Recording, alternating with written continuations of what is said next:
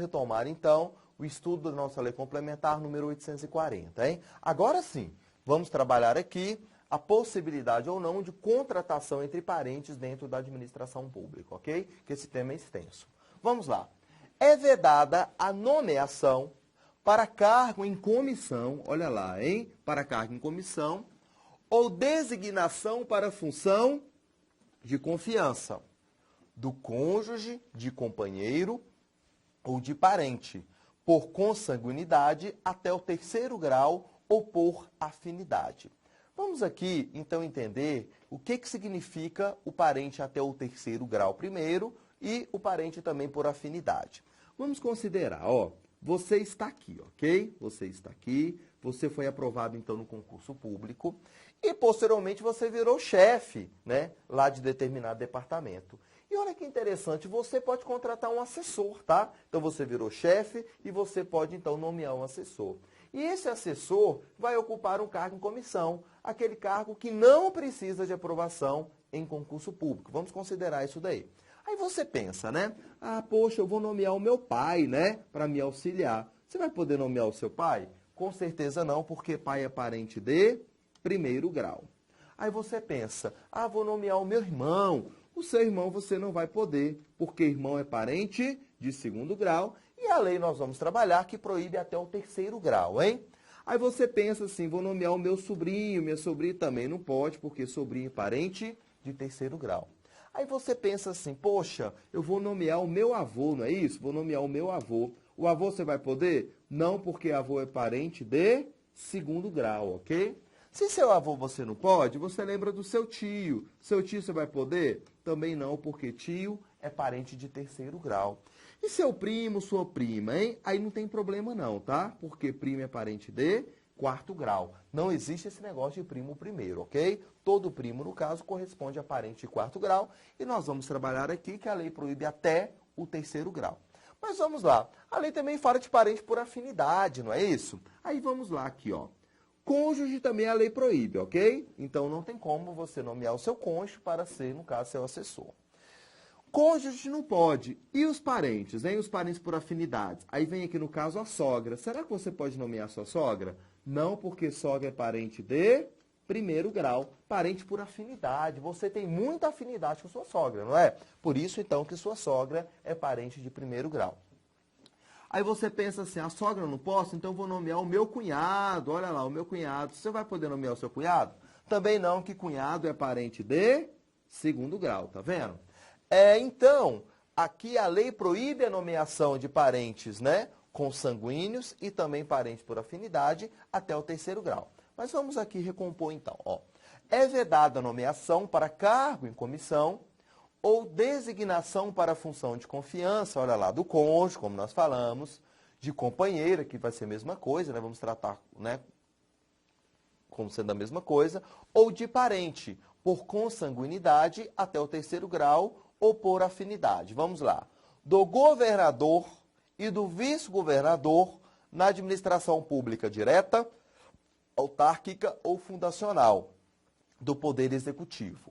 Então, não pode ser contratado, no caso, um parente até o terceiro grau, ou então, no caso, cônjuge, né, do governador e do vice-governador. De deputado distrital na Câmara Legislativa, tá? Então, olha lá, não pode ser contratado um parente de um deputado distrital para trabalhar onde, hein? Na Câmara Legislativa. Parente até o terceiro grau, por afinidade, os consanguíneos, como nós falamos, e também do cônjuge. Do conselheiro, auditor ou procurador do Ministério Público, no Tribunal de Contas, tá? Então, um parente de um conselheiro, de um auditor ou do procurador do Tribunal de Contas não pode ser nomeado para trabalhar aonde? No Tribunal de Contas, hein? Aí vamos lá, vamos continuando. As vedações aplicam-se aos casos de reciprocidade de nomeação ou designação. Aqui é considerado a prática de nepotismo cruzado, né? Vamos considerar isso daqui, ó. O deputado 1, ele não pode nomear o seu filho para ser seu assessor, porque configura a prática de nepotismo. E é imoral a prática de nepotismo dentro da administração pública. Aqui tem um deputado 2. o deputado 2 também não pode nomear o seu filho, seu próprio filho, para ser seu assessor. Então, olha lá, vamos considerar então que o deputado 1 nomeia o filho de quem? Do deputado 2. O deputado 1 agora, né, o deputado 2 vai nomear o filho do deputado 1, tá vendo? Isso daqui é considerado nepotismo cruzado, né? Então, a lei proíbe, ó. Então, os casos de reciprocidade de nomeação e designação. As relações homoafetivas, ok? Então, também não tem como ocorrer nomeação, né, entre casais ali, no caso, do mesmo sexo.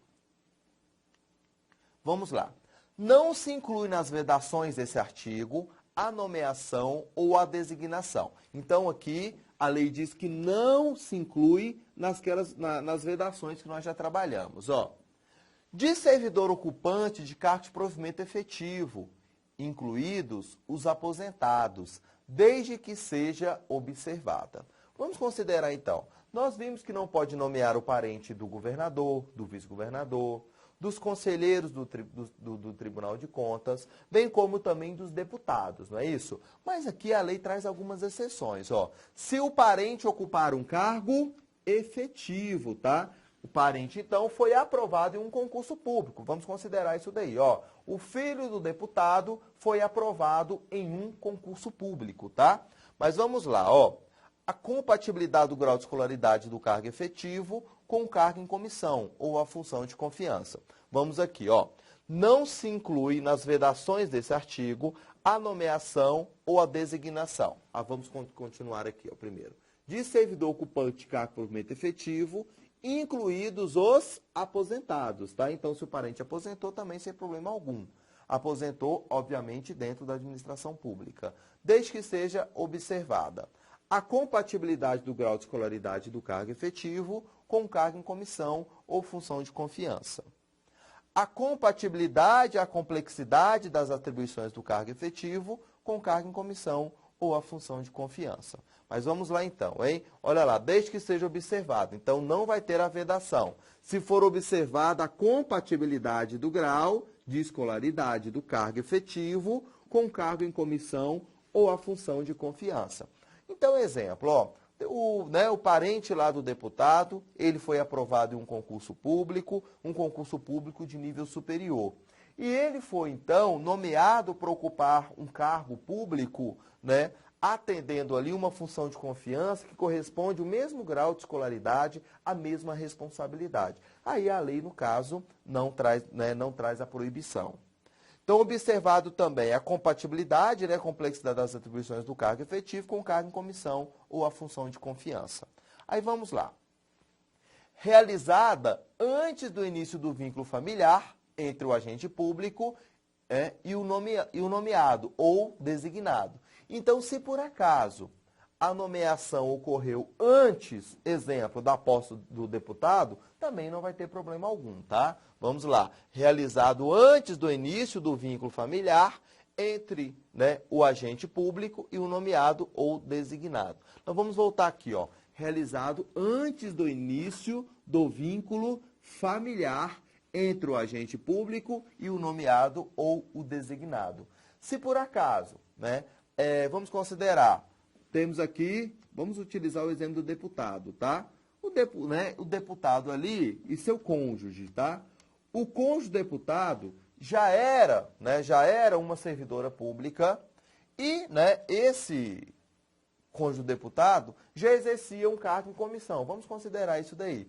A partir do momento, então, que casar, né, que houver aqui o casamento, não vai ter a impossibilidade, no caso desse cônjuge aqui, assumir um cargo em comissão dentro da administração pública. Por que a lei diz? Ó, realizada antes do início do vínculo familiar entre o agente público e o nomeado ou designado, tá? Então, se o cônjuge do deputado já for servidora, no caso, e já, né, ocupar um cargo em comissão antes do vínculo com o deputado, sem problema algum, pode continuar exercendo a atividade. De pessoas já em exercício no mesmo órgão, autarquia ou fundação. Olha lá, antes do início do vínculo familiar com agente público, para o cargo, função ou emprego de nível hierárquico igual ou mais baixo que anteriormente ocupado. Aqui, né, basicamente a mesma coisa. Em qualquer caso, é vedada a manutenção de familiar ocupante de cargo em comissão ou função de confiança, sob subordinação hierárquica imediata ou imediata, hein?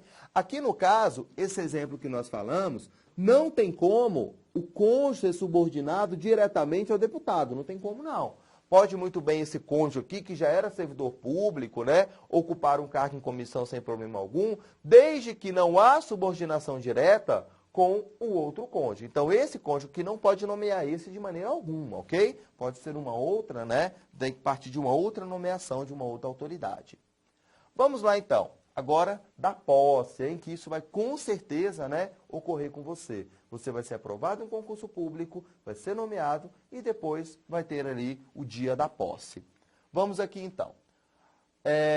A posse ocorre com a assinatura do respectivo termo. Então, né, de maneira genérica, nós falamos assim, o servidor foi tomar posse, não é isso? Mas olha lá, né, a nomenclatura correta seria o quê? O servidor assinou o termo de posse, tá? Do qual devem constar as atribuições, os direitos e os deveres inerentes ao cargo ocupado. Ok. Prazo para a posse, hein? 30 dias contados da publicação do ato de nomeação. Então, com certeza você vai ser nomeado para ocupar um cargo público. Após a sua nomeação, que obrigatoriamente vai ser publicado em Diário Oficial, você vai ter 30 dias, então, para tomar posse, para assinar o seu termo de posse, não é isso? Então, o servidor nomeado tem até 30 dias, no caso, para criar coragem e lá tomar posse, não é verdade? Mas vamos lá, hein? A posse pode ocorrer mediante procuração com poderes específicos. Se não der para o servidor ir lá assinar o termo de posse, o que o servidor pode fazer, então? Né? Faça uma procuração específica e alguém, então, vai tomar posse pelo servidor. Deve ser tornado sem efeito o ato de nomeação se a posse não ocorrer no prazo de 30 dias. Vamos considerar, determinado servidor foi nomeado, né, nomeação representa um simples ato administrativo, mas o servidor não apareceu para tomar posse, tá vendo? O servidor não quer mais ocupar aquele cargo. O que vai acontecer com a nomeação? Então, ela vai ser tornada sem efeito, tá? O ato administrativo não produziu os efeitos jurídicos ali que deveria produzir. Então, o servidor que for nomeado não aparecer para tomar posse, o ato de nomeação será tornado sem efeito, hein? Observe isso lá na sua prova. Continuando, do exercício, hein? Vamos aqui do exercício. Exercício consta no artigo 19 ali da nossa lei. Vamos lá. Exercício é o efetivo desempenho das atribuições do cargo público. Então, o que significa o exercício, hein? O efetivo desempenho das suas funções. Então, aqui no exercício, o servidor realmente começa a trabalhar. Você que vai ser professor, você vai começar a lecionar. Você que vai trabalhar na área da saúde, você já vai começar a frequentar, no caso, a trabalhar lá no hospital. Então, primeiro, vamos ter a sua nomeação. Depois, vamos ter a sua posse. Depois, você vai entrar em exercício. Aí, vamos lá. É de 5 dias úteis o prazo para o servidor entrar em exercício contados da posse. Aí, vamos lá. Da nomeação para a posse, você tem 30 dias. Da posse para o exercício, você tem 5 dias úteis, hein? Não esqueça disso na sua prova, não, tá? Então, 30 dias e depois 5 dias úteis. Com exercício, inicia-se a contagem do tempo efetivo de serviço. Por que é importante você entrar em exercício, hein? A partir do momento da entrada em exercício, você vai começar a receber a sua remuneração. A partir da entrada em exercício, você vai contribuir com a Previdência. Então, vai contar o seu tempo para a aposentadoria, ok? Então, a partir do exercício, já começa a contar ali o prazo para a aposentadoria. A partir do exercício, começa a contagem do prazo do estágio probatório, que nós vamos trabalhar daqui um pouquinho. A partir do exercício, começa a contar o prazo também para a aquisição da estabilidade. Está vendo como é importante, então, o servidor entrar em exercício?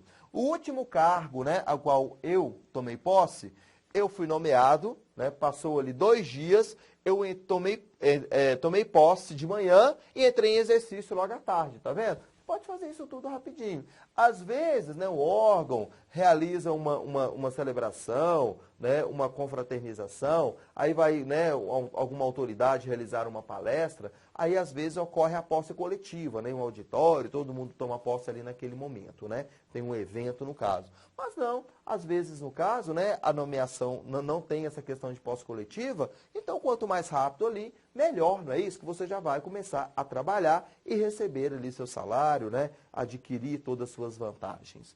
Mas vamos lá, ó. O servidor que não entrar em exercício no prazo de 5 dias úteis deve ser exonerado. Olha que importante. A pessoa, ela é considerada servidor público a partir do momento da posse. Então, você tomou posse, você já é considerado, então, um servidor público. Você só não apareceu para trabalhar ainda, ok? Você não entrou em exercício, mas você já é considerado um servidor. Se por acaso o servidor assinar o termo de posse e não aparecer para trabalhar, nos 5 dias úteis ali que a lei determina, o servidor será exonerado do cargo público. Aí você me pergunta, professor, exoneração é uma punição? De maneira alguma, tá? Apenas ali a administração pública declarou que o servidor não apareceu para trabalhar e pratica então a sua exoneração. A punição perante a lei complementar é a demissão. Exoneração, lembre-se, sua prova não é punição de maneira alguma. Por quê? Pode muito bem o servidor estar trabalhando em um outro serviço já. Pode ser que o servidor não queira aquilo porque está esperando uma nomeação por um cargo melhor ainda, notou? Então não é punição de maneira alguma a exoneração. Então, relembrando, hein? O servidor que for nomeado tem 30 dias para tomar posse e 5 dias úteis para entrar em exercício. Se o servidor foi nomeado e não apareceu para tomar posse, a sua nomeação vai ser tornada sem efeito. Se o servidor assinou o termo de posse, tomou posse, não apareceu para trabalhar, ou seja, não entrou em exercício, aí tudo bem, ele será exonerado do cargo público. Vamos continuar. O exercício de função de confiança, então função de confiança, hein? Não é o cargo em comissão. Função de confiança é para aquele servidor que ocupa um cargo efetivo. Vamos a um exemplo. Ó. Você foi aprovado num concurso para a Secretaria de Saúde do Distrito Federal. E você foi convidado para exercer uma função de confiança no governo do Distrito Federal. Olha que interessante. Então, você pode sim exercer essa função, tá vendo? Porque você ocupa um cargo efetivo. Então, você que ocupa um cargo efetivo pode muito bem exercer uma função de confiança, como também um cargo de comissão, como já falamos. Então, o exercício de função de confiança inicia-se com a publicação do ato de designação. Então, a partir do momento que é publicado, né, a sua nomeação para o exercício de função de confiança, imediatamente, então, você tem que começar a exercer a tal função. Não tem aquela questão de prazo de 30 dias para você tomar posse, 5 dias para entrar em 5 dias úteis, não, de maneira alguma. Agora, para quem exerce o cargo comissionado, sim, tem que observar todo aquele prazo.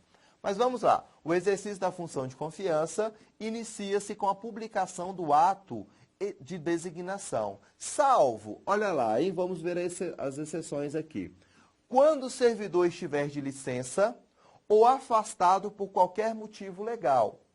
Hipótese em que o exercício se inicia no primeiro dia útil após o término do impedimento, que não pode exceder a 30 dias da publicação. Então, vamos considerar. Ó, foi publicado aqui a nomeação, a designação para o servidor ocupar uma função de confiança. O que a lei diz? Que imediatamente ele tem que exercer, então, a sua função de confiança. Publiquei o ato hoje, amanhã ele já começa a exercer sua função de confiança. No entanto, se o servidor estiver afastado, né, de licença ali do seu cargo, ele vai começar a contar, no caso, ele vai ter que assumir, né, a sua função de confiança no dia imediatamente após o término daquele afastamento ou daquela licença. Vamos considerar aqui, o servidor foi nomeado hoje, foi publicada a nomeação, em regra ele deve assumir suas atividades amanhã. Mas olha que interessante, esse servidor, ele estava de férias, tá? Está faltando aqui 15 dias ainda para acabar suas férias. O que ocorre então? Ele continua de férias, a gozar suas férias. Ao término de suas férias, no dia posterior, ele vai ter que assumir, então, a sua função de confiança. Ou um outro exemplo, o servidor estava de licença médica, ó, ele foi nomeado, mas estava de licença médica. Após o término da licença médica, no dia posterior, ele vai ter que assumir a sua função de confiança. Mas lembre-se o seguinte, hein? Esse prazo da nomeação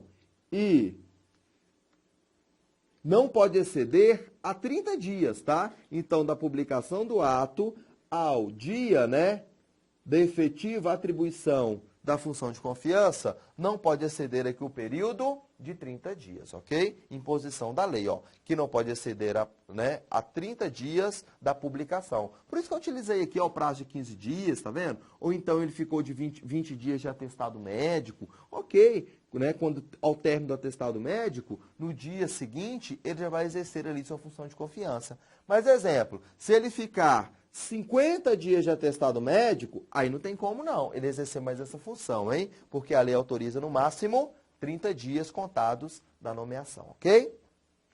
Vamos lá. Do estágio probatório, então vamos para o artigo 22 da nossa lei, hein? Isso é muito importante. Vamos lá. Ao entrar em exercício, o servidor nomeado para o cargo de provimento efetivo, ó, provimento efetivo, hein? Quem ocupa a cargo em comissão não vai ser avaliado no estágio probatório. Fica sujeito ao estágio probatório pelo prazo de 3 anos. O que significa, então, estágio probatório? É uma avaliação para ver se o servidor tem aptidão ali para exercer determinado cargo. Então, o servidor de provimento efetivo, aquele como você que foi aprovado sim em concurso público, vai ficar sendo avaliado durante o período de 3 anos, hein? Aí vamos lá, ó. O servidor em estágio probatório pode exercer qualquer cargo em comissão ou função de confiança no órgão, autarquia ou função de lotação. Ser cedido a outro órgão ou entidade para ocupar cargo de natureza especial ou equivalente, nível de hierarquia. Então, olha que interessante. Você, dentro do estágio probatório, ó, você, exemplo, tem 1 ano lá de atividade, tá? Você foi nomeado, então, para ser diretor do departamento. Olha que maravilha. E aí, será que você pode assumir esse cargo de direção? Pode sim. Por que a lei diz? Ó, o servidor em estágio probatório pode exercer qualquer cargo em comissão ou função de confiança no órgão, autarquia ou fundação de lotação.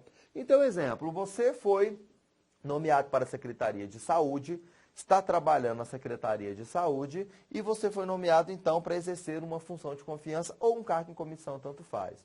Você pode exercer esse cargo dentro do estágio probatório? A resposta é positiva, porque a lei autoriza sim. Dentro do seu órgão, você pode exercer sem problema algum, tá? De qualquer nível, tá bom? Qualquer nível ali, seja uma função de confiança de nível mais elevado, ou então uma função de confiança ali menos complexa, mais simples no caso.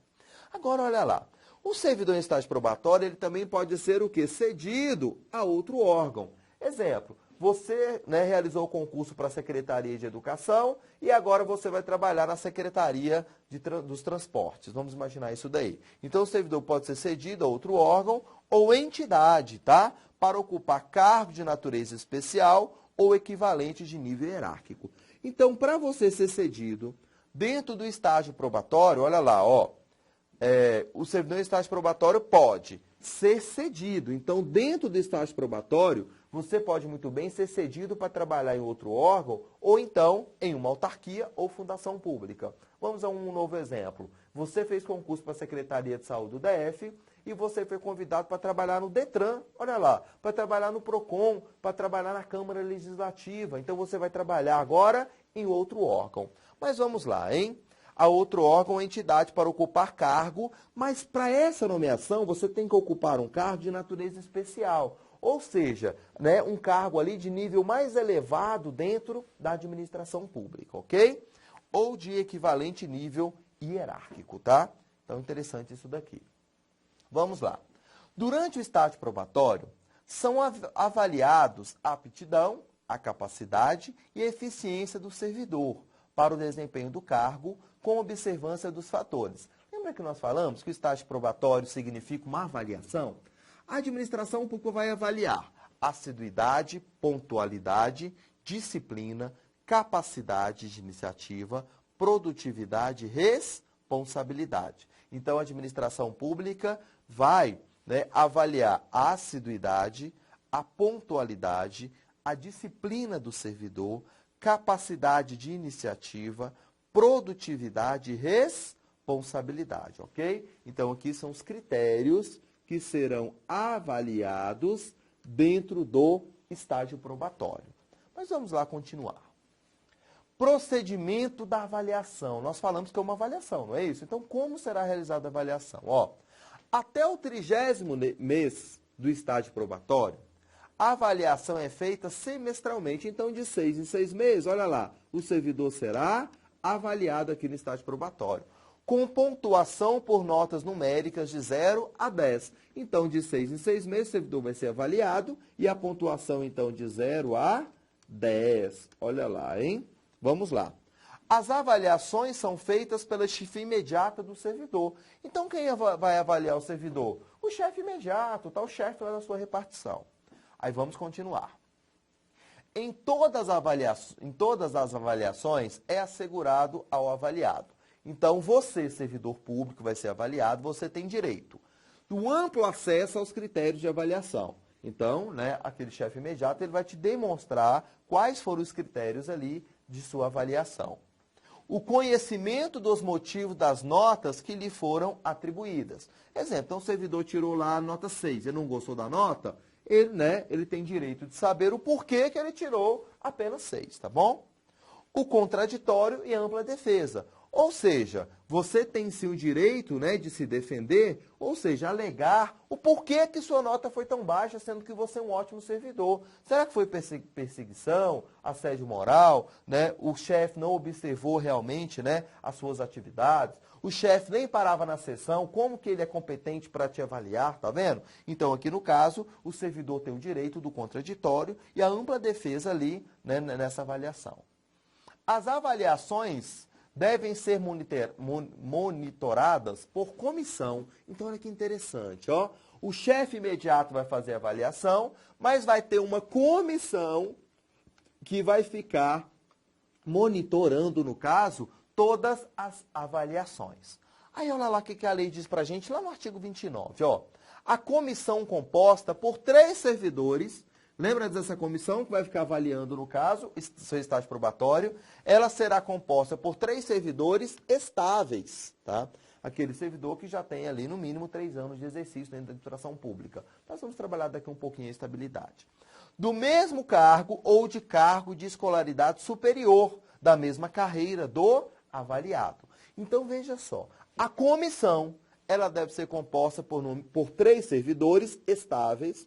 E esses servidores devem ocupar o mesmo cargo ou cargo de escolaridade superior da mesma carreira do avaliado. Se você é um servidor do Detran, obviamente que a comissão será formada por servidores do Detran.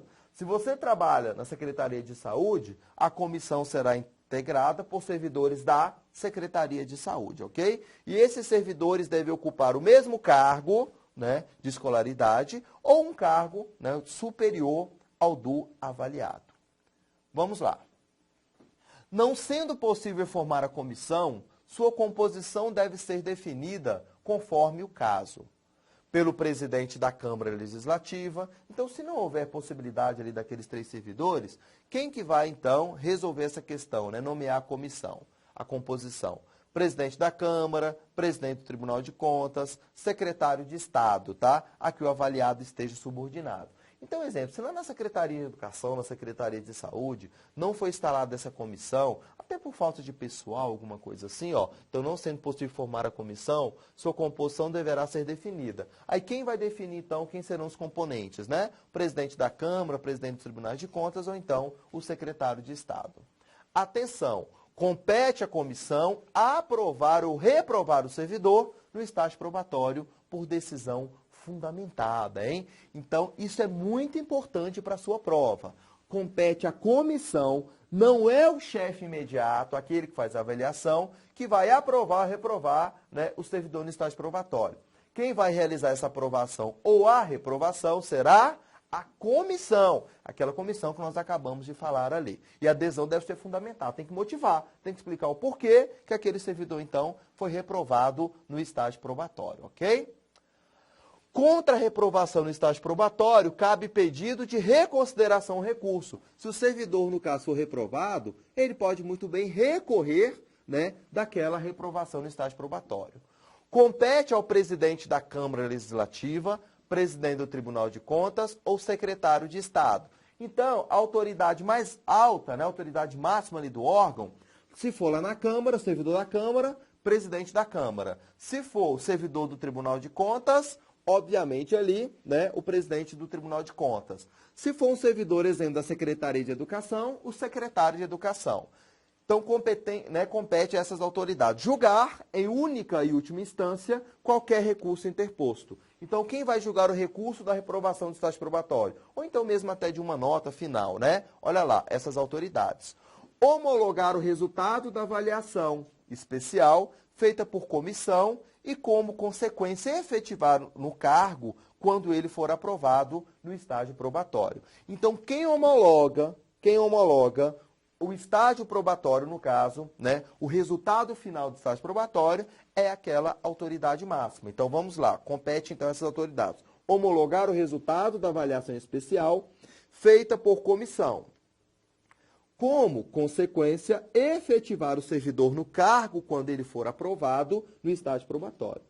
É interessante que para o servidor adquirir a sua estabilidade, além dos 3 anos de exercício, ele vai ter que ser aprovado em uma comissão, tá? A comissão realizada para esses fins. Agora, olha que interessante.